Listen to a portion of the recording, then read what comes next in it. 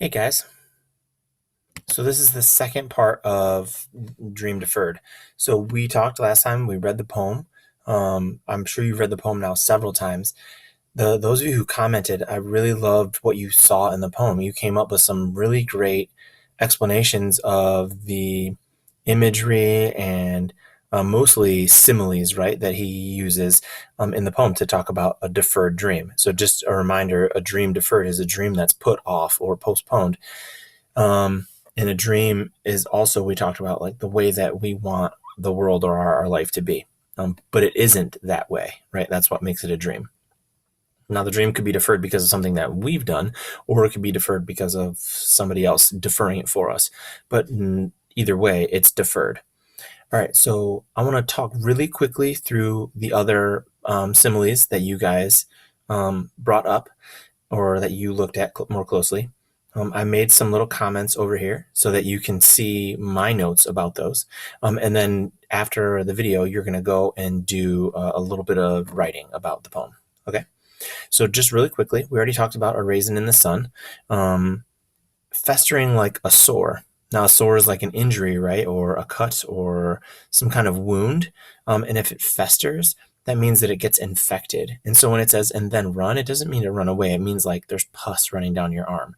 Now, that's supposed to be gross. It's supposed to make you feel sick to your stomach, right? Now, remember, he's comparing this. I have it up here a little bit more.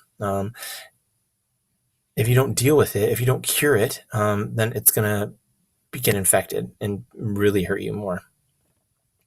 Now remember, he's comparing all of these to a deferred dream.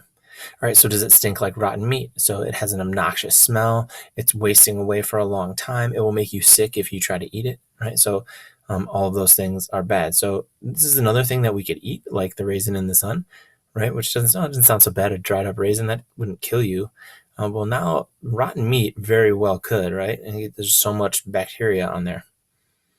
Or crust and sugar over like a syrupy sweet. Now, this one sounds the most appetizing, right? But if you think about a sugary sweet that's been sitting out for too long, it crusts over.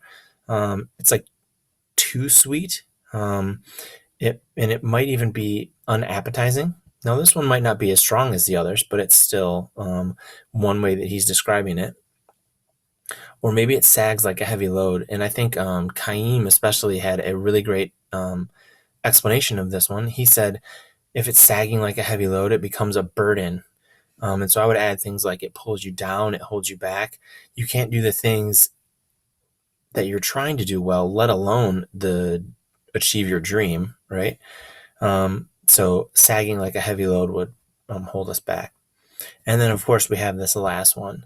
And this last one is a metaphor. And metaphors tend to be stronger than similes, right? If you think about he swims like a fish, or he is a fish in the water. The second one sounds a little bit stronger. Well, this one's a metaphor here. All these were similes, and then we get a metaphor. Or does it explode?